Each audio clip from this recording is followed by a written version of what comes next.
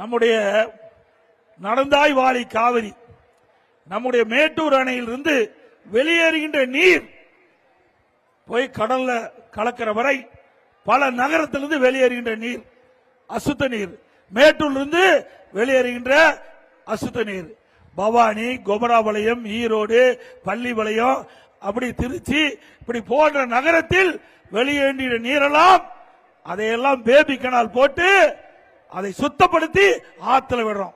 அற்புதமான திட்டம்.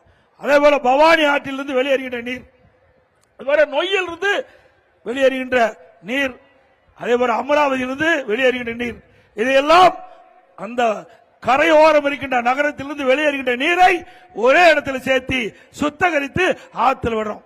அப்படி அருமையான திட்டத்தை கொண்டு வந்த அரசாங்கம் அதிமுக அரசாங்கம். இங்க தண்ணி குறைந்த போது குடிப்பதற்கு எவ்வளவு சிரமமா இருக்குது. 11,400 கோடி மத்திய அரசிலிருந்து நாங்கள் வாதாடி வாங்கி தந்திருக்கோம்.